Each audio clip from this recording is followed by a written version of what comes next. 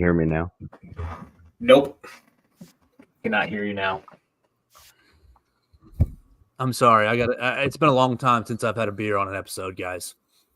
Let's go. And I might have 10 in this hour. Beer 30. Oh, just pure, unadulterated pain to my eyeballs and to my brain for 3.5 hours. I thought we were past this bullshit. I thought we were past this incompetence. Welcome in to episode. I don't even want to talk. Is this an episode of Believe in Monsters podcast, or are we just going to be like 3 angry men? Isn't that an old jury? 11 angry men. It's 12. 12 angry men, right? Well, we're 3 angry men, or broke. Are we broken? I'm not quite broke. I'm angry. I'm not broken. I'm angry. This is the Believe in Monsters podcast. And our Chicago Bears, your Chicago Bears, who I fucking hate with every depth of my soul, lost to Washington racial slurs 18-15 in the worst way possible. 2 years ago, you go to Washington and you play one of the ugliest bleeping games of your life. And I thought, there's no way you can ever play a game uglier than that. You got down into the goal line. You got down to the red zone like 8 times and never scored a touchdown. But tonight, we're going to break down a game that was even worse. The Commanders beat the Bears 18-15. Our friend, Lucas Berry, LBerry_40, was there.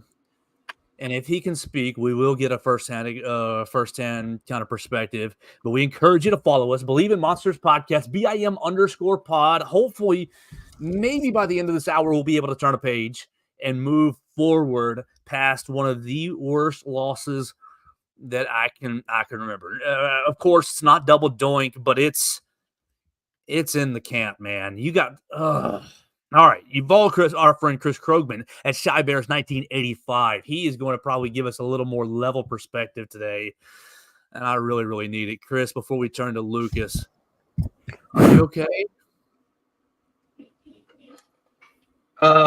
So being 45 and having gone through many, many years of this, I think it's either made me numb to it or numb to it's probably the easiest word. The scope of the whole game, there were some positives. Okay, there were some positives, but for the most part, they looked very stuck in the mud. But the last play of the game was just utter. Like, I'm shocked. Like, I'm still kind of in shock that it ended like that. And I probably watched it maybe 1 or 2 times since Sunday, but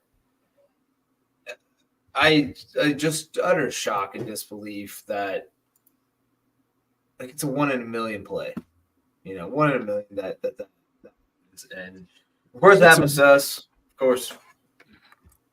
It's a 1 in a million play that you allowed, that you did everything wrong on to allow the percentage chances. Yep. Lucas, are you alive, my friend? LBerry_40. We love you, and thank you for doing that for us. Going to. Well, do you guys? I thought you didn't go to Losses, Lucas. I try to bring us back. I tried. No, that was ruined an otherwise great weekend. Commanders fans absolutely suck. They're horrible people. They're horrible people, truly. My friend who's a Commanders fan, you know who you are. Bleep you. So we're not upset at that Baltimore fan for knocking a bunch of Commander fans out anymore? Is that what we're getting at? No, they deserved it. It was a pretty crazy experience being there. I did not think they were that shitty of people, but they are pretty bad. So, hoping for the worst for that organization and forever. This is like a rivalry game butting in front of us. I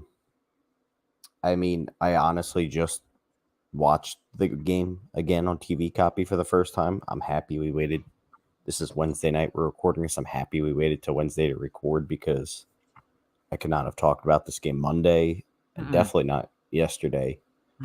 I finally just started to try and think positively about it, but even then, I'm still like pissed off about it. But watching the TV copy, I honestly didn't think it was as bad as what I saw. Like, I honestly thought what I saw live was worse. The Bears played slightly better than I thought they did offensively, and that's not saying much because they didn't move the ball, but I literally live, I thought it was 10 times worse, especially from the angle of our seats. Sure. I don't know. There's so much to get into. I think the only really positive the whole game was the run game. I thought from start to finish, I didn't even realize Swift ran that well in the first half. I don't know why they didn't try and give him the ball more or throw him more screens. I mean, I think we got to let's start this off with the quarterback. He didn't play well. He overthrew a bunch of passes, and Jaden Daniels is a higher completion percentage on Hail Marys than we are throws over 20 yards. Like, I don't know what is going on, but it's not. I don't know. Should we be concerned about this, Chris? No. The deep balls, like, it's just like the deep balls aren't even competitive. They're not even close. Yeah, that's concerning. I mean, like, concerned, like, what does that mean? Like, I mean, like, are we like, do I think like he's never going to complete a deep ball or he's never going to be a good deep ball passer? No. Do I feel like his entire I don't get nervous stuff is kind of bullshit? Totally. Like, I think a lot of this came down to he was playing in front of the DC crowd where he grew up and just had shitty nerves, dude. Like, I don't know, man. It takes him forever to settle down, it seems like. Right. In the games. And the play calls the throw to DJ was elite. Like, that was a great throw. Yep. And the play calls definitely don't help it. But, I mean, being nervous at this point, he's had the 2 games in prime time where he's looked very nervous both times and gotten crushed. So, I don't know. I understand all the fourth quarter stuff is, stuff to look forward to, but I don't know. Maybe I'm just sad from the game, but I want my quarterback to be up for these games that are playoff-like atmospheres and to be competitive throughout. But honestly, again, I said that they didn't even play as bad as I thought. The line played 100 times worse than I thought. Like, I knew they were bad live, but that was, oh my God. They're bad. Oh my Godgy. That guy is horrible. Holy shit, that guy sucks. I mean, granted, he was thrown in a bad spot, but there were some plays where he wasn't even attempting to block anyone. Yeah, I don't understand where he was. Like, you can see on the snap, like, he's almost looking inside to help inside when there's clearly a guy coming off the edge that just blows right past him. Literally, it's very confusing what he's doing. There was literally one play, exactly what you said. They had an overloaded defensive line, and he went inside for some reason. And then Roshan Johnson, who's supposed to be a good pass blocker, got his ass handed to him multiple times, and he was back there trying to chip these guys. Like, I don't know. The pass protection. How do you feel about Larry Borum, who practiced in full this week on Thursday, not getting even a 45-man spot? He just was inactive. Instead, they put Kieran Amagaji out there, who has not had any training camp, was in the Ivy League last year, and he's hurt again. Who, Borum or Amagaji? Amagaji. Well, that's not what I asked you. I asked you about Larry Borum. Well, I'm just saying it could have also contributed to him not being fully healthy, or he could have got him hurt even worse, the fact that he played. I don't know. The personnel decisions have just been bizarre. Really I don't weird. understand them. Yeah, very weird. I would go out on a limb and say he probably wasn't in game shape, being the first week off IR and not playing all year is the only thing I could think of. Other than that, there's no other reason they should have. But it didn't. It didn't even matter. How many offensive linemen they went through? Like 3. They had 3 replacements in there at one point. Yeah. And the replacements started getting hurt. Like, man, it's like I said. I started this off by talking about Caleb not hitting passes, and it's like, well, yeah, the offensive line is also just not helping at all. I don't know how much. I didn't rewatch the all 22, but I don't know how much quick game is really getting called with this offensive line and the caliber of wide receivers that you do have. Like, can we not just start hitting some slants? Just try to get the ball out as fast as we can. I mean, I know you're right, Luke. The deep balls have been pretty ugly the whole year, and were ugly this past week. It just seems like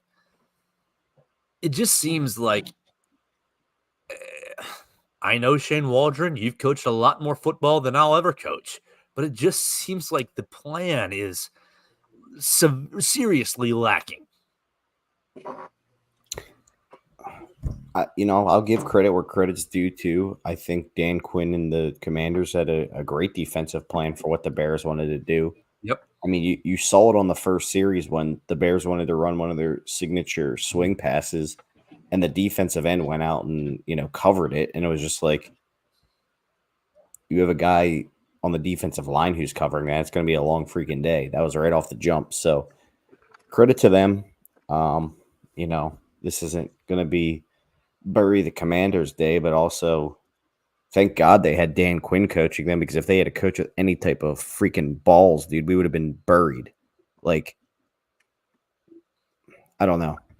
Again, I don't want to go too far off the deep end here, but that was a conservative-ass game plan from Washington, and they had plenty of chances to put the Bears away and didn't. And if they had lost that game, they would be having the same conversations we're having here, and that's right there is the issue with hiring your conservative defensive head coach. Issues like that. Remember, Joe, you were talking about how the Bears got in the red zone 8 times the other time, and couldn't, like the same thing Washington went through. Exactly. Credit to the Bears defense for stopping, but the Bears defense played well for 98% of the game. And I guess I bring this up too because the topic of conversation was, well, you could have hired Dan Quinn 2 years ago. Would it really make that much of a damn difference? We'd be going through the same bullshit. No, I agree. It wouldn't have made that much of a difference. I'm just really, really concerned because I see a talented football team that needs an offensive line and maybe needs a little more defensive line help. But come on, every football team in the National Football League needs something. The Bears are not the most talented team. I'm not going to be silly and say that. But they're in the upper half. There might be in the upper quarter of talent. I think you could at least concede in between and say they're in the upper third in talent. But the coaching just seems so elementary. Seems so like they've never coached before. Time management. Challenge usage, timeout. How the bleep, are you going to go into a Hail Mary play with 3 timeouts? With 3 timeouts. I mean, okay, I get it if there's one, but just, hey, man, let's timeout real quick. Like, what is the hurt? What's the harm in taking your timeout and saying, all right, you got this, you got that, you got this, you got that. Everybody good? Like, just some of the decisions is flabbergasting. It's mind-blowing. The concerning thing to me with the coaching, Eberflus specifically, and we've seen this on multiple occasions, is just the absolute lack of accountability and the double down on it. The no, we knew what we were doing. Well, didn't work. So you sure you wouldn't call timeout there? No, the guys knew their responsibility. Okay, well, what about the 13 yards they gained on the play before that put them within Daniel's arm range, which he still came up short. What about that? Oh, those didn't matter. Those didn't matter. So those 13 yards didn't matter. So they would have been 13 yards shorter on his Hail Mary throw, and he chose to spy a linebacker that didn't do shit, didn't rush the passer, and he only rushed 3 with guys out there that were just elevated recently. Like Jacob Martin sounds like the guy selling me insurance last week. I don't know. You don't have your effort guys out there. Like, where's Austin? I just don't understand. Where's Booker? I mean, Sweat, I guess, has a shin injury. He was that hurt, bad whatever. to not play one play. But, and obviously there's the Tariq Stevens shit. There's your timeout reason too. Joe's like, hey, everybody get your poop in a group. Get out there. Don't taunt the fans. Knock the ball forward, not backwards. Let's get some taller people out there. We got a bunch of backup mini defensive backs on the field. Just with Eberflus, and I can't recall the other situations. I meant to look them up today, but just a flat out lack of account. Like he just has no. Like it's almost like a freaking murderer on the stand with no remorse. Like, yep. Okay, are you sorry you killed this person's family? Nope. They almost got it out of him today, but it almost killed him to actually say what it was.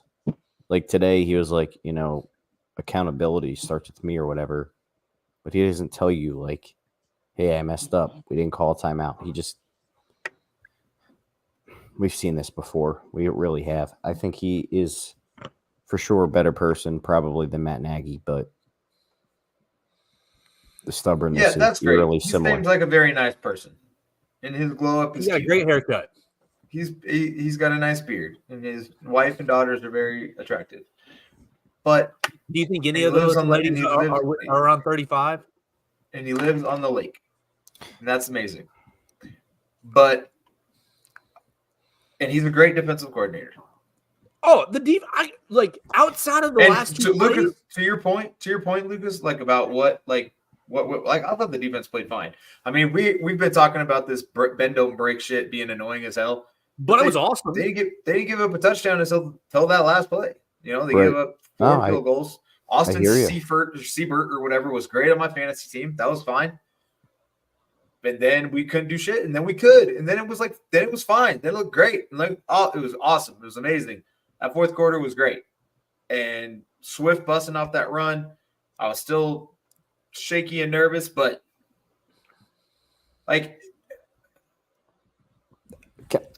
if that guy's exactly that's exactly who I thought we were signing this offseason, by the way. That's why you pay that man that much. Like he's looked fantastic, man. Incredible. We gave him so much shit the first week or two, and he has been incredible.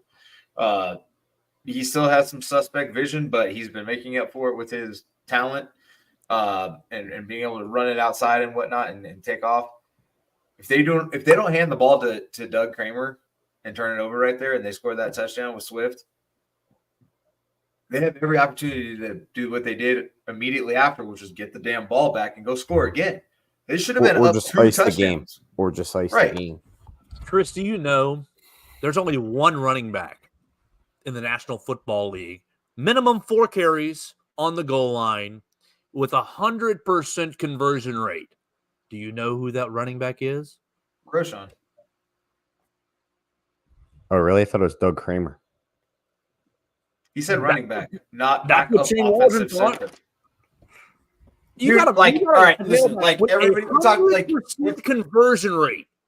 We've talked about how cool it would be, for Kramer to get it, but that is the wrong situation. That is game on the line. Yeah, punch it in.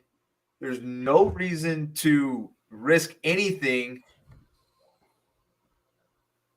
Oh, let's get that Kramer carry. Cool. When you're up 40, go for it.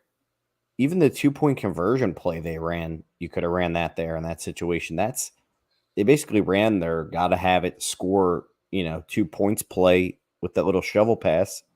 I hate that fucking play, by the way. I fucking hate it. Like, Well, I don't think it works. I nearly like as it. many. The shovel to Komet. It doesn't I'm work. just saying, dude. like, I've seen if the you Chiefs fail if- at that play so much. if you really want to mix it up and do something creative and sneaky, pull that out there on first down. That's my point. It's like Yes, that's what that you would've been run nice. if you're gotta have. I mean, really though, you're right, Joe. Just put Kramer in there, let them know you're gonna run the ball to Roshan and just do it. Like, or QB sneak it, which we seemingly don't do for some reason. I don't want Caleb QB sneaking. I don't either. With respect to you, Luke, I don't either. He's too tiny. The reason that works with like everybody else is because they're huge. Like Josh Allen does it well. He's huge. Freaking Jalen Hurts does it well because he squats 600 pounds. I also think I think it's more of an art than just pure brute strength. But Brady was the master at it, and mainly just because he waited a half second, saw how the line was blocking, just fell forward. Yes, I understand he's 6'4", but He's also he's also not small either. He's not sad. huge. Tom Brady's sad this week. Did y'all see that? yeah, brutal. No, I don't care. I'm sad too. Usually I'm the one that's bringing up off-topic shit, but I don't care. I don't know. Just complete being at that game. I wish the Bears lost 60-0 instead of how I saw them lose. At least if they lost 60-0, I'd be like, all right, they're unprepared. They got their ass kicked. Whatever. Let's talk about unprepared. We talked all the last 2 weeks about how well Eberflus has done coming off of extended breaks and buys, and that was terrible. People hit it good until the end. I think people did hit it on the head that I wasn't really buying that. The bye week is coming at. I mean, we talked about it. Is the bye week coming at a good time? The answer was no. You didn't. Well, I thought it was too, Joe, but I also had the caveat that I thought 2 of our players would be playing. The fact that we had the bye week and they were still injured was just like, okay, what the fuck? Like, it didn't do anything. Yeah, what is wrong? Like, is Brisker Tua? Like, what's going on here? Like, why is he still? He can't pass the concussion protocol 2 weeks later, almost 3 weeks later. 4 weeks later. This happened in the Panthers game on my birthday, October 6th. So we're 24 days now, as we're talking right now. I mean, it's yes, it was still 3 weeks the day of the game. Anyway, the day. I mean, I was just gonna say it's getting to the point where it's actually concerning. He's had plenty of concussions. That's what I'm saying. Like, I'm very concerned. Like, dude, I'm very concerned with Tua's life, dude. Like, I can't believe they're letting him play football still. So like, same thing with Brisker, and so something that Hogan John said. Was Terrell Smith active as well? Yeah, he got some snaps. Like, why? Like, was he again? Like, going back to your point about Borum just not game shaped, because he's fantastic. Like, he split time with Stevenson at the beginning of the year last year and played very, very well. I don't know why we have all these midgets out there, and the midgets have done fine in their respective roles at times. And Jones had the pick a couple weeks ago or whatever. But are you back specifically on the Hail Mary? You mean? Yeah. And I know, like, Hogan Johns brought up, why don't you have like receivers back there like Keenan and freaking? Not only that, like, why didn't they have Tremaine? Put Tremaine Edmonds in there as your linebacker instead of Edwards. Yeah. Well, it didn't matter anyway. You had him on a spot, dude. What the fuck was he spying? Why are you spying? You're gonna let him run. Let him run. You want to fucking run? Go ahead. Please run. I would have blitzed Edwards. His man was actually. And if I'm Caleb, I'm calling that stupid Doug Kramer play off. Fuck that shit. I would have called it off at the fucking line. His man on the play where he was spying was actually not doing this shit. He was supposed to be covering Eckler, but Eckler stayed in the block. But still, at that point, then you blitz. Covering Eckler. What are you covering a running back on a Hail Mary for? That's a stupidest shit in the world. Yeah, and then they're running that fucking flea flicker shit all the way down the field if they're throwing it to Eckler out of the backfield if Edwards blitz, but he just stands there with his fucking dick in his hand. Like, come on. The whole coaching on that play is like again, I'm never coach of, but like, it is so elementary wrong, it's so fundamentally wrong that it's like, what are now? Of course, Stevenson is really the make or break on that play, because if he doesn't do the stupid shit that he does, it probably bats down, and we're not talking about only rushing. He's the one that hit the ball though. Like, he does make the play, but should he have been on Should he have been on Brown was the question. Yes. His job was to box out Brown and to play the tip, but he just went up and did the tip and ended up volleyballing it. If he didn't do that, then we're not bitching about rushing 3 and spying 1. But, like, just fundamentally, that's stupid-ass shit. That's a stupid way. They got 60 yards to throw it. Like, Luke, you probably one of you said it just now. Blitz him, like blitz 5, drop 6, and just play the pass. Like, yeah, I am a break the fucking house. Like, I have been a Notre very Dame fan worse forever and watched them do that stupid ass prevent defense last year against Ohio State and just let them march down the fucking field. At very worst, I mean, you still have 6 on 5, like at the very worst, and that's if they don't max protect. So, but like we said, it all goes back to even the play before that. You're giving them a free 13 yards. It's just dumb. When you covered the sideline before the half, you decided not to do it. It's brutal because I think Flus checks 90% of the boxes of being a very good coach. And, if he checked all of them, he'd probably be a great coach. But it's like the in-game management is just horrendous. Like the actual in-game coaching is so bad. The question is, if you're the Bears, right? And I know, obviously, we do this all the time. The fans fire the coach 10 million times throughout the year, yada, yada.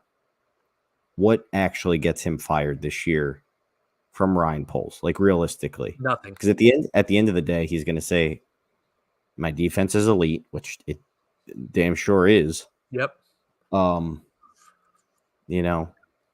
Is it? I mean, I think there's a world where if he shits the bed versus the division, he's gone. My initial reaction is nothing, because I think that you're tied in alignment. Poles, Flus, Williams. They want to make that alignment. Well, Joe, let me piggyback further on this. Where do you think this Ben Johnson stuff is coming from that we heard this week? Ben Johnson's agent smells blood in the water after he blows another game. Oh yeah, and you're setting up for a Lions 37, Bears 15 or some shit like that, and it just ramps up even further. Like, I hope that doesn't happen, but if you get a 28-10 Lions win or something like that, it just gets loud.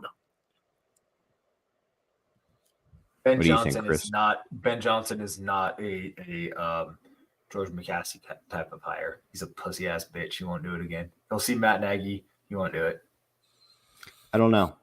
I guess it really depends how much.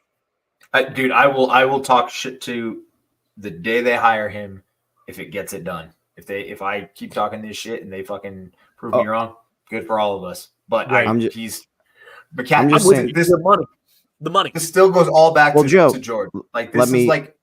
Let me rebuttal you with this, Joe. If you're talking about the money, George McCaskey just spent hundreds of millions of dollars on land that's not even being occupied by the Bears at the moment. Dude, land is realty. That's an investment. They're not doing anything with it. They might not even live there. They bought it before. They'll just hold it and sell it. They can develop it and make millions and millions of dollars because off that regardless. Yes. I don't think McCaskey isn't making that decision on his own. That's my point.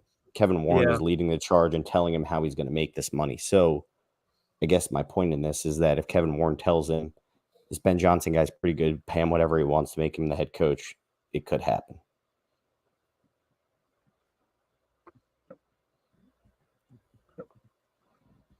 I'm with you though, Joe. I don't think Flus is going to get fired.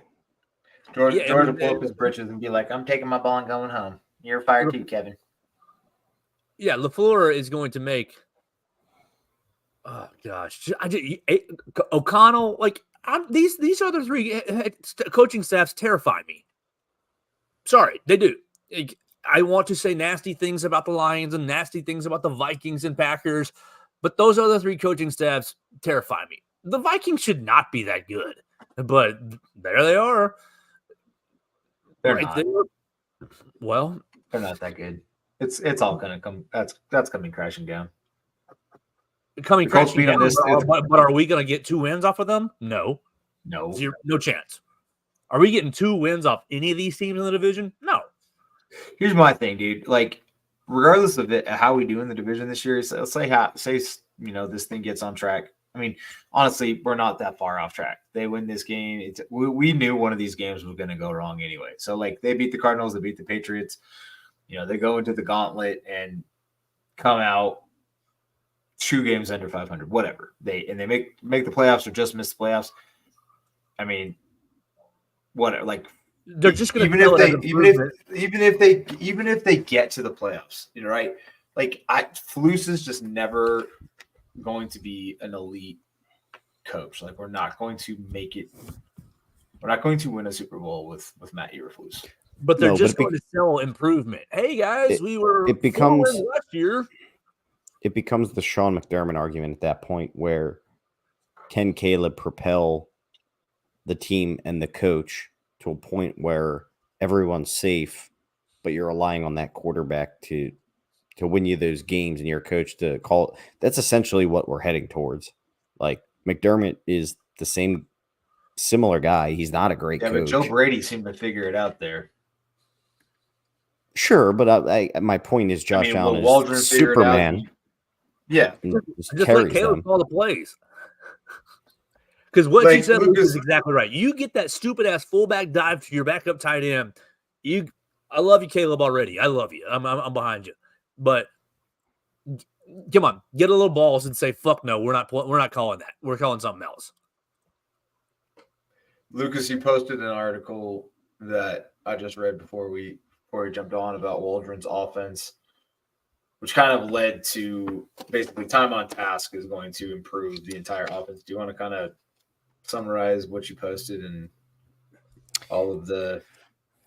Yeah, I thought Waldron I thought it was interesting, and I didn't dive too far into the weeds on it yet, but essentially it was that, we all thought we were getting a Shanahan disciple with Waldron, when really his coaching tree goes back further to Charlie Weiss's coaching tree. And it was similar playbooks to what Brady and Manning ran, but essentially, instead of kind of all these easily designed outlet routes for receivers and that kind of stuff, they call basically a concept in the huddle, no routes, and then it's up to the receivers and the quarterback to sight adjust what routes they're running on every specific play. And basically, the hypothesis, I guess, if you will, in this was that they all don't have enough experience in this yet to be exactly on the same page, which would explain a lot of, when Rome is running the wrong routes and Caleb is throwing a corner route and he's running a post, that kind of stuff. I just thought it was interesting that, maybe we just overlooked this part of Shane Waldron's past. And if this truly is the offense they're running, it definitely makes more sense, but it doesn't make me feel any better. It seems like a very old school way of thinking. I guess cool that Waldron thinks highly enough of Caleb. I mean, he's able to process this, similar offenses to what Brady and Manning thrived in, but also a lot of new guys here, a lot of new pieces, and you're just expecting them to do this on their own at the line. It's interesting. I don't know. And to build off that exact point, Luke, we saw what it looked like on Sunday when a coordinator was, hey, man, I want to feed you some layups. I want to get you going. I want to give you concepts that you understand. Like, yeah, we've been blasting the Commanders most of the year about dumb it down and making it easy on Jaden Daniels. But can we find a little balance between what we're doing, throwing the whole book at Caleb and making it, can we give him a couple layups? Can we give him a couple, like, hey, man, this one, these couple will be real simple for you. Your first read's going to be open, and we just want you to hit it. Like, we got to mix a little bit of that in. That's the other thing, too, is I've talked about this before, but seemingly whenever the Bears have something dialed up that should be a big hitter, something goes wrong and derails it. Like, the screen pass they had to Keenan at the beginning of the game, oh, my God, that was blocked perfectly. He had so much room to run. And Caleb threw it 30 yards over his head into the front row of the like, just crazy shit happens. when the Bears I actually think have that was some. an absolute throwaway, and I don't understand why he threw it away. Because he looked like he kind of like the body language was almost like giving up, like oh fuck, this isn't gonna work, and just kind of threw away, which I don't understand why he did that. But The yeah, other thing about that too is like, I don't know, man. I kind of talked about it in the preseason. Keenan Allen might be very washed. He's just like that route, that little swing pass, run it to Roma Dunze.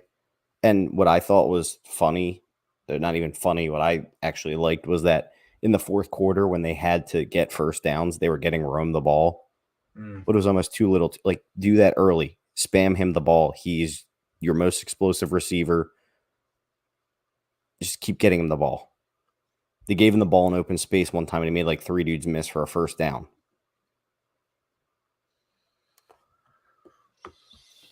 Keenan is good for the play at the end of the game where you're doing a scramble drill and he found a zone and got open. Like that's what he's good for. But do not design him these plays where you're trying to get him the ball in space. He's not running away from anyone. Like, that's not his game. What are we calling that to him for? no, he should be running those slants Joe talked about at the beginning of the pod. Right. And like I said, at the end of the game, that's a perfect example of why he's a great guy to be out there. I think. Yeah, I mean, I think we all knew what Keenan was coming into this year.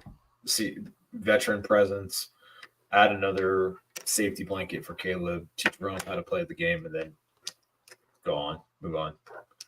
A fourth round, year-long lesson. Yeah, he's a good piece to this offense, but I don't think he needs to be the focal point. I don't think he needs to. You need to be making your focal points DJ Moore, Swift, Komet, and Adunze. Like, if anybody else is getting the ball, it's just because, hey, they're getting it's there. Like, Gerald Everett, write that bastard out of the game plan forever, please. If he gets the football, it's just because he's wide open, and that it's like the 8th read.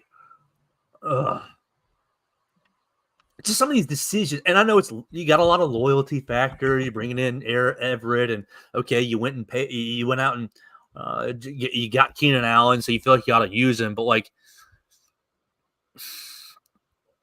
one of you said it at the beginning, the personnel decisions have just been so baffling.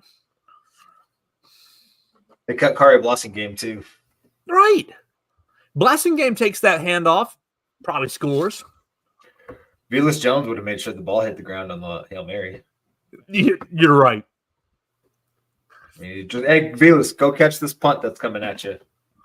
Ooh, knock it down. Boom, dropped. So before we put this game behind us, because eventually we will, it sucked. What I definitely have an opinion on this, but I want to know what you guys think about, I guess, the players' interviews this week, kind of calling out the team and what you make of it. I think the media was pissed off by it, but I have a different angle on it. So I'm just curious on your thoughts about, the Kevin Byard interview, the Cole Kmet interview, the Jalen Johnson interview. No idea what you're talking about. These guys went into the media and they were asked, but they were asked by the media what went wrong. Mm-hmm.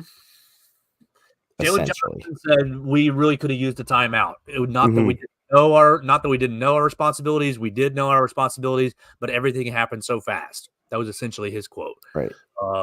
Kevin Byard. Go ahead.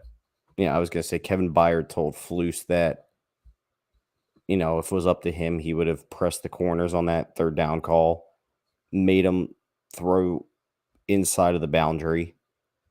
And if they converted to Hail Mary, the corner would just run with them down the sideline on that play, and they would keep them in. And then what did Cole Kmet say, Joe? Cole Kmet said that the Bears as a whole need to respect winning more. So we respect the game.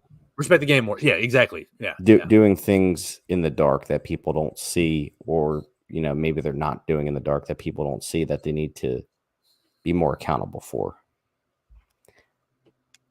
Huh. So yeah, they let it out a little bit these last 2 or 3 days. Right. And I'm for it. I'm for it. DJ Moore said something too as well. Something about the timeout, I think. Timeout, or maybe it was about the handoff, the Kramer handoff. The Kramer handoff. Yeah, he said he probably wouldn't have called that in that situation or something like that. Yeah. So no, But, I'm like, all for it. This is their this is their lives. This is their careers. You're only Joe, Go I'm all for it too. I think the media basically took this and said, the locker room is turning on Flus and, they're all like, I'm just like, it's a bunch of bullshit. Like they're not turning like, and I'm not trying to spin zone this into some weird thing that it's not, but I honestly think that this, again, when I talk about checking all the boxes of a head coach, I think he's built a locker room and a culture where these guys can go out there and say this stuff and no one gets thrown under the bus. Like it's okay for them to say it in this manner as long as it's, within bounds of what the questions are. And they've said for multiple weeks, this is basically a player-run team. So that's why I'm like, I don't know, not really a big deal to me. Stuff that had to be said, but I don't think like the locker room is turning on Flus or anything like that. No, I don't think the locker room is turning on Flus. I think I think they're overselling it for just the sake of being media. I'm with you. I think that, these players are being asked, and most of the time, look, when I deal with players and coaches, you get a very political answer, and you walk away thinking, "Man, I know that was BS. I know that was BS," and you hate it. Look, that was a heartbreaking loss. There was a lot of stupid shit that happened in it, and a little harder to be political. And I think it's fine to say, "Hey, we got to get better. We can't be celebrating with the clock still going. We probably don't need to be like." These things make you better. If the character on the team is what they have been selling for the last 2 years now, they've been selling this team is really character driven, high character guys. Obviously last year wins and losses that sucked dick, but like at the end of the year, they said, "Oh, the locker room is really strong, the character is really strong." If that's the case, and if that's true, I'll buy it for the sake of eating up drinking the Kool-Aid. If that's the truth, then that means that it can withstand, "Hey, buddy, you got to be better. Sir, you got to be better." Well, like, a little bit of finger pointing, not necessarily finger pointing. That sounds too harsh, but accountability. Accountability is really the crux here. And while, yeah, we've probably been a little disappointed hearing from Eberflus about doubling down. Now, Eberflus did in his Tuesday press conference, or he had a Tuesday availability. Today. I don't know. Yeah, okay, today. Thank you. It was today, Wednesday. He did come back and was like, "It all starts with me. It all starts with me." Right. We got to And be that's better. what I was saying, though. He started it, but he didn't fully get there Mhm. of what the issue was. It was like it pained him to just fully say that it was his fault.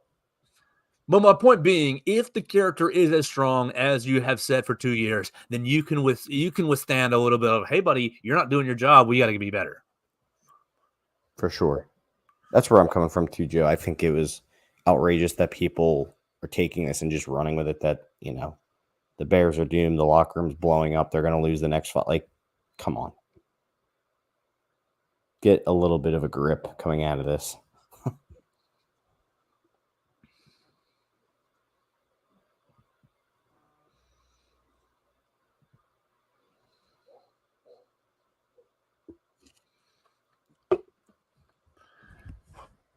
What do you think, Chris? You look like you're pondering something. Yeah, I don't know, man. It's tough, man. It's maybe the Commanders are better than we thought. In this first 3 quarters of that game looked brutal on offense, though. I am disappointed in the guy who talks about the hits principle, isn't very accountable to it. It just seems like what is the second one? Intelligence? Like isn't it like hustle, intelligence, tackling, and not shitting the bed or something like that? I think he missed on I and S. You look that up, Joe. What the fuck does it even stand for? HITS principle is an acronym standing for, oh my gosh, this is so bad. This is so Hustle, fucking intensity, turnovers. Titty twisters, Oh shoot, I just lost it. What the heck? sucking ass. So let's see here. Hypocritical, incompetent.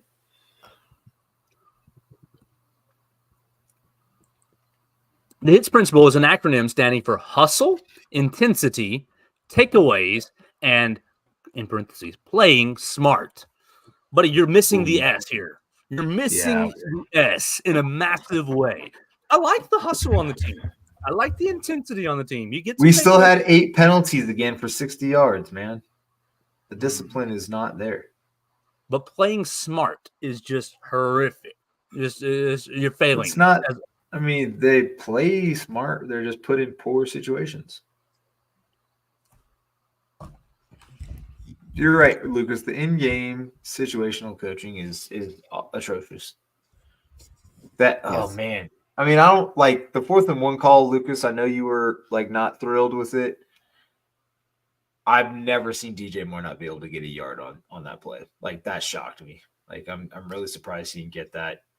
I actually didn't mind that play. I mean, I knew they were on their own side, but yeah, no, they should have. That's a play they make 9 times out of 10. Yeah, like I think DJ normally gets that. Whatever. I mean, it wasn't as bad as the 4th and 1 fullback dive to Roshan or which I didn't even mind that call either. The sprint option's been bad. The fullback dive to freaking Doug Kramer's terrible. But I don't even know where I was going with that. The situational coaching is just bad. It's just bad.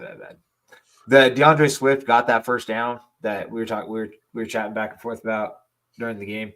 Like, I think he got the first down, and you can challenge it. And if he doesn't get it, you were way closer than they gave him the spot for. They spot that like 1.5 yards off of where he actually landed.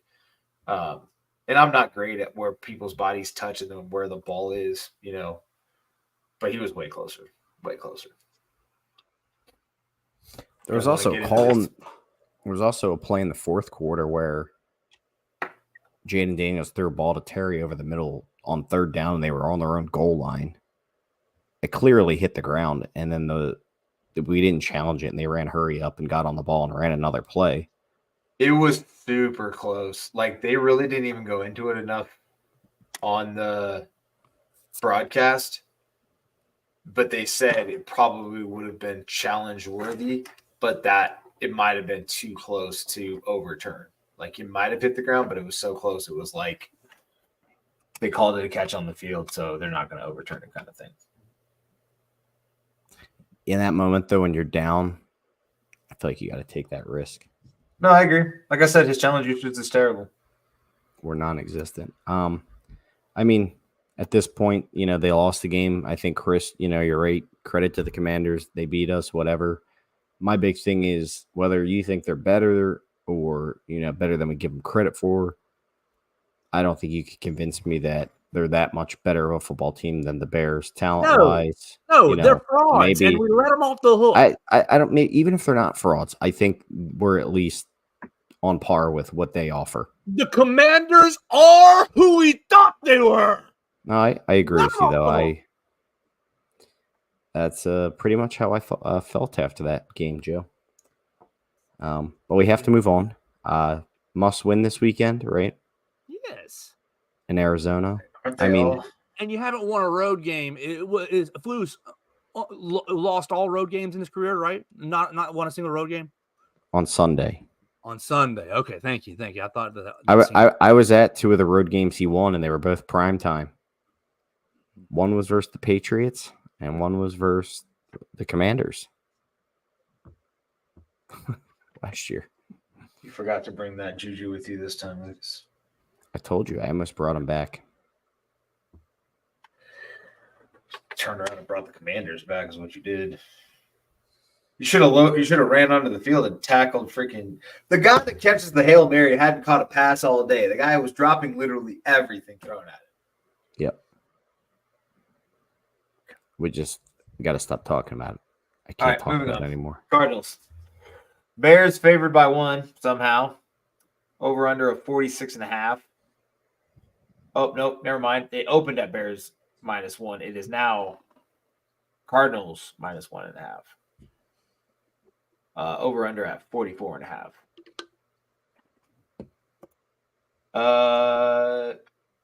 Kyler's terrifying, man. That little go-kart running around back there. It's the same thing we saw last week, man. I mean, you have to stay disciplined. They have to do a better job of keeping contained. I mean, they let Jaden Daniels out of the pocket so many times last week. But yeah. They did. I mean, how many third down conversions did he get just scrambling around like a freaking college quarterback back there? Yeah, like TJ Edwards juked out of your shoes on one, buddy. Come on, big dog. Yeah, that was bad. Just go kill him. I don't care if you get a roughing the passer call. I don't care. Just go kill him. I mean, honestly, with the Bears in the second half, they started blitzing Daniels a lot more, sending pressure from different places. I think you got to do the same thing to Kyler. You know, if you rush for, I don't know. I'm not a big fan. Like on these mobile quarterbacks, I feel like you got to get. It's not like they have Marvin Harrison Jr., who's had a fairly slow start to the year, and that's it. I mean, McBride's nice. Michael Wilson's decent.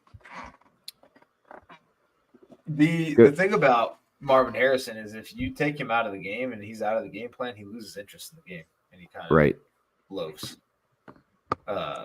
James Conner's terrifying though. Mm-hmm. That's true, especially versus this Bears defense. What did Robinson do? What did Robinson do? Robinson took 65 yards. Yeah, not that good. And they're kind of 60 yards. 65 yards, and they're kind of similar-ish backs. No, they're going to try and run similar stuff. The Cardinals are hot coming in this too. This would be, I think the Bears are a much better team than the Cardinals, but you know the Cardinals are confident coming off. I think they won 3 straight.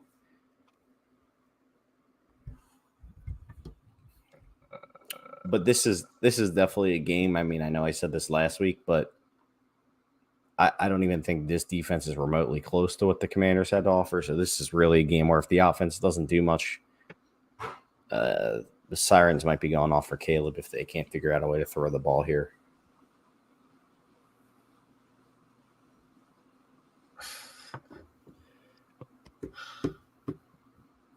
Why? Why do you have to run the ball? Oh, why are you sounding the alarms on Caleb if they can't throw the ball? Oh, yeah, no. This team is almost dead last in pass rush. They give up a shit ton of pass yards. Like last week, you know, the Commanders are at least like the Cardinals don't give up a lot of sacks, and they also don't get a lot of sacks. I'm not really panicking. Like nothing I've seen. Aren't the Commanders in like the 20s passer like? We looked it up though. You know, the few weeks leading up to the game, they were getting better and better and better each week. This Cardinals defense just doesn't have the talent. I'm just still not at a place like it's gonna have to. We've seen some dog shit quarterbacks. It's gonna be a while before I sound the alarm. Just so similar to Jacksonville. Then Lucas is always ahead of us as far as like risk versus reward. He's always freaking out. I'm just saying, if we get another 150, you are definitely the nervous Nelly of the group. If we get 150 yards passing again versus this defense, not good. We should be able to at least move the ball this week. Well, then I will move to the Justin Fields side argument for Caleb Williams that it's not his fault. I think, Luke, you're fair to say that would be not good. Agreed. It would be not good. But I'm still a long way away from saying not No. good and this guy may not be it. Oh, we might have problems. Well, if I actually, I mean, just coming Not off good. that, you might be surprised to hear me say I think we're going to beat the shit out of the Cardinals this week. I really do. Everyone else is down. I think I don't know. So they're not coming off of 3 straight wins, they beat What are they at, Miami 3 out of 4? Yeah, Miami Chargers. 3 out of and 4. They lost terribly to Green Bay, and they did And they beat beat San the Francisco Niners. by 1. But the Commanders beat the The Niners were so beat up though. And Miami sucks, and the Chargers suck. I don't think the Chargers suck. I don't think they're good. I don't think they're that good either. I mean, we talked about this. They beat them 17-15. It's not like they fucking mollywopped them or anything. Same thing with his Dolphins team. They beat the Dolphins by 1. Are the Dolphins that good? I know they got Tua back this past week. They had Tua back, yeah, and the defense didn't show up, which was different. The defense is usually much better in Miami. The Cardinals are feisty. That's all I'm saying. Give me 42-10. You just said you fucking thought we were gonna kick their ass. Like, stay on one side of the fence. They can be feisty, and we can still kick their ass. You may be shocked to hear that the Bears might beat a decent team, but I think it's going to happen. They are first in the West. Did you know that? At 4-4, which is absolutely terrible. Ridiculous. My point is they're not horrible, but they should be very beatable. But if you let them hang around in the game, it's a recipe for disaster like last week. If you give James Conner the chance to run on you 30 times, you're setting yourself up for failure.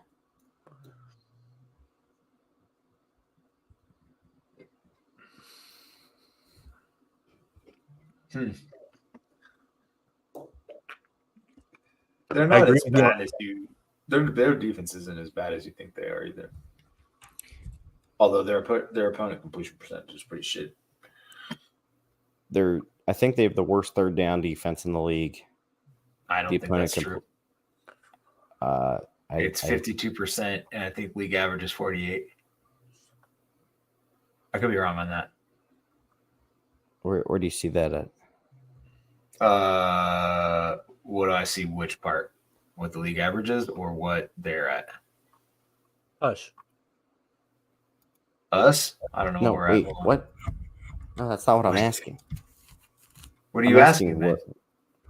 Opponent third down. No, yeah, opponent third down conversion, 52%. They're 32nd in the NFL. 32nd, yeah. Oh, I got my numbers wrong. I thought 48% was the league average. I thought 4% was not much different. Plus, like when you get to that, like those percentages, like fucking 16th could be 52%, or like barely. I'm just saying, different. they have the worst third down defense in the NFL, and they don't get sacks.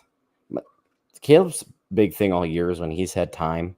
If the Bears, they've also played nothing, dude. They haven't played shit. I disagree. I don't think the Chargers are nothing. The Chargers are decent, and so is Miami. They're not. We talked about this a few weeks ago. The NFL as a whole kind of sucks, but I'm not going to say these teams. They're better teams than what the Commanders played.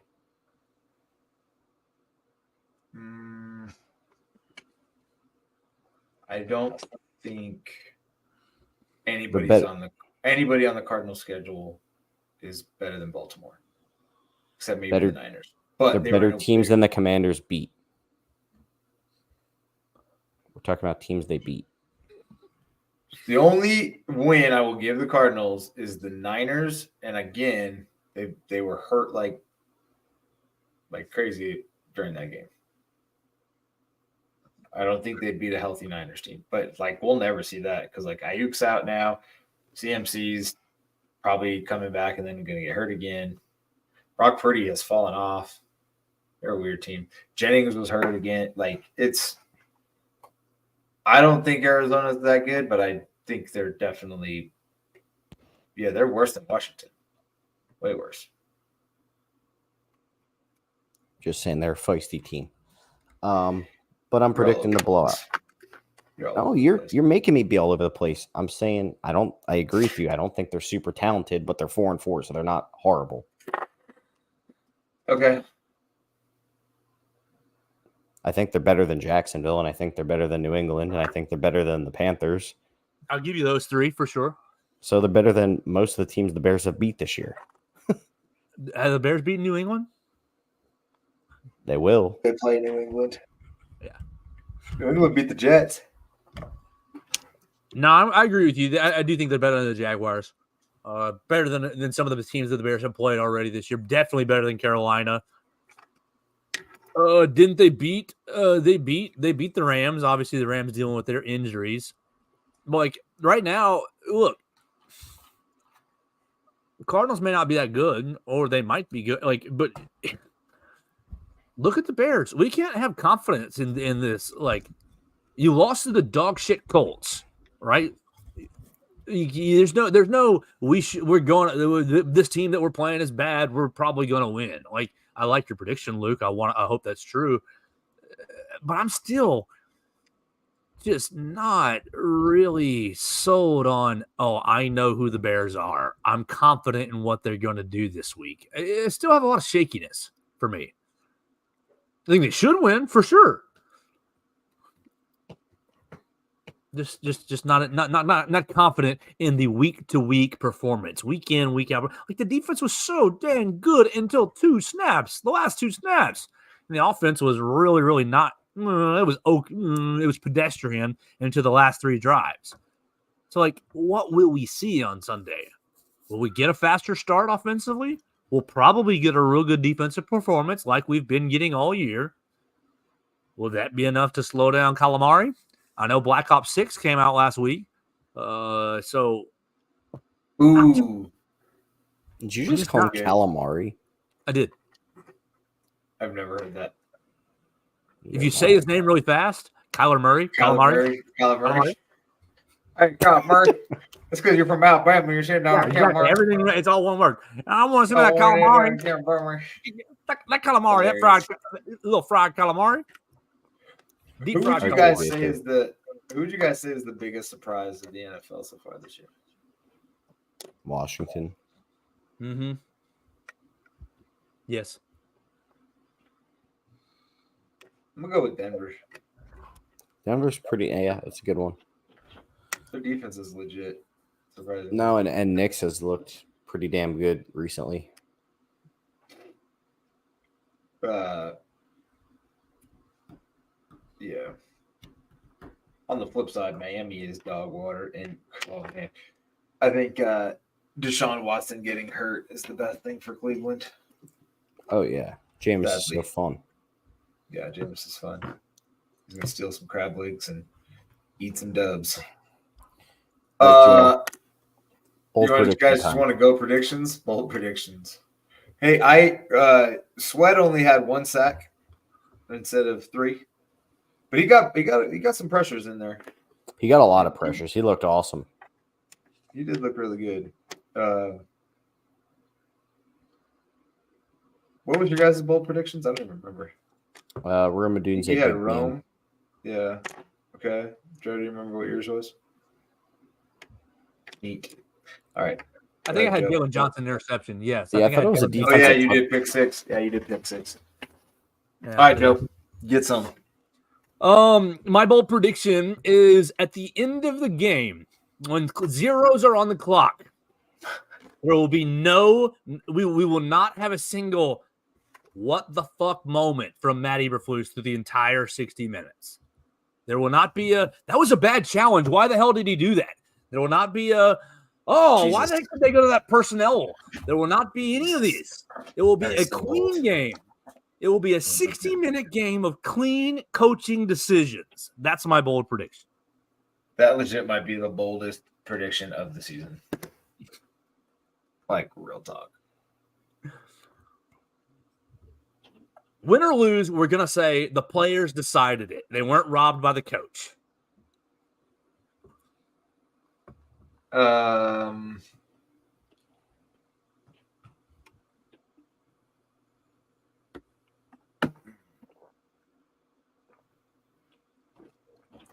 You go, Lucas. I want to look at something real quick.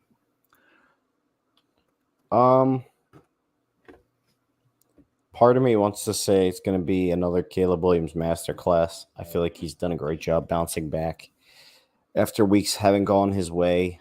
But I think the Bears would be wise to make this game plan.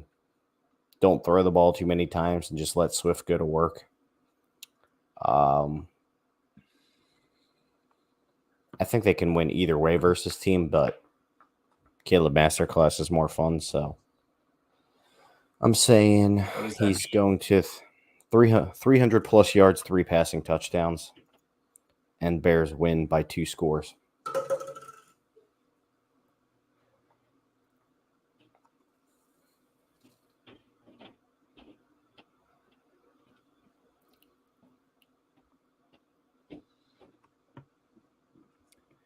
Bears by 2 scores. Man, I would be so thankful if at 3 o'clock on Sunday, as the witching hour is They're waning. playing.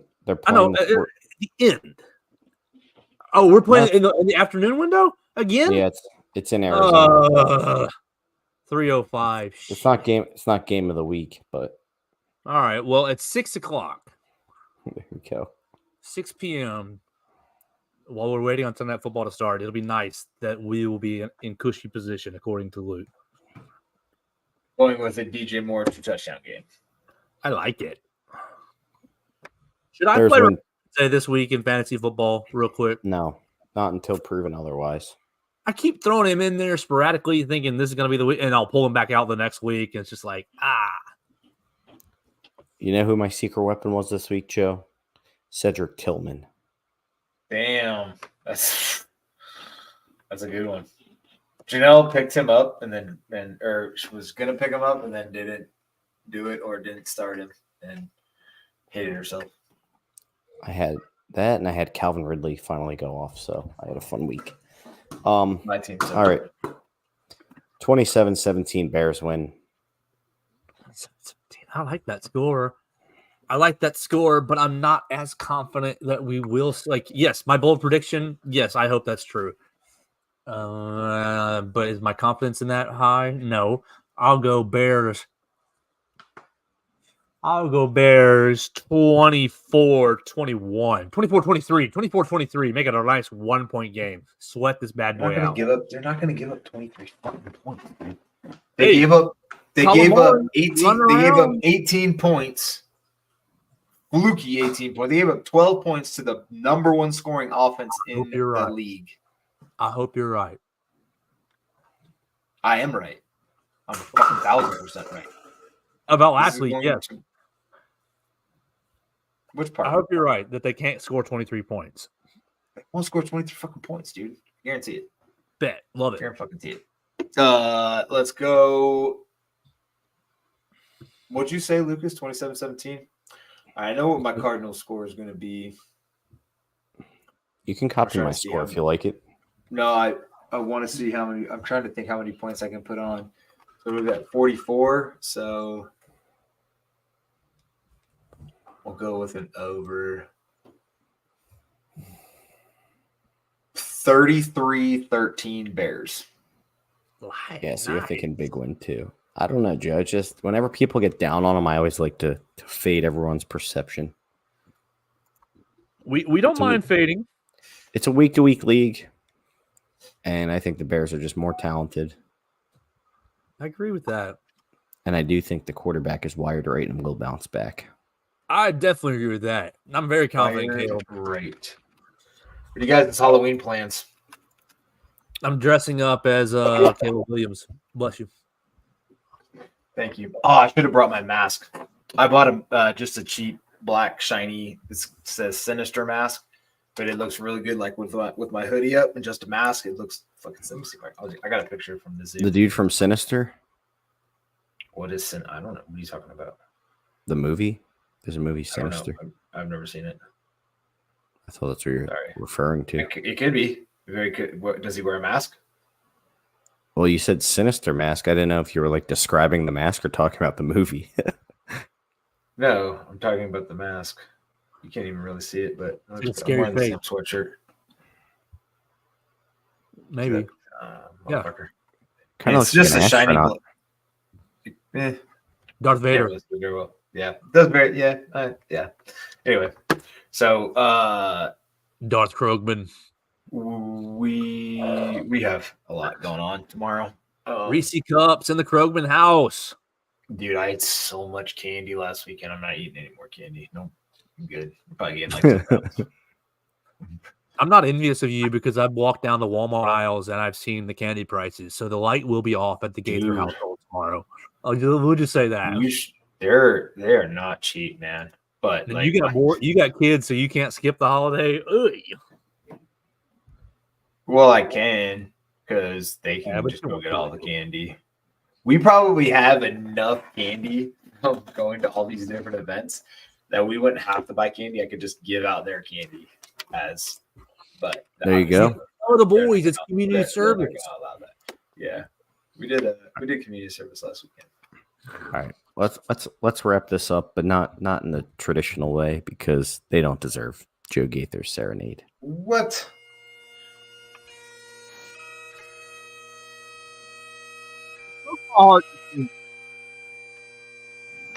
You broke my heart so bad. I In watched you person, punch it too. in the end zone, and I paraded around my room like we finally had won. I got And then you taunted by ripped the my security fucking heart guard out. leaving the stadium. Did you really, Lucas? Oh yeah, By a those Commanders security people are guard? fucking shitty, dude. Multiple.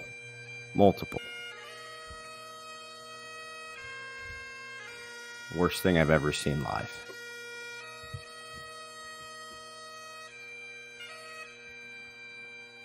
I hate you guys. Fuck you, Commanders.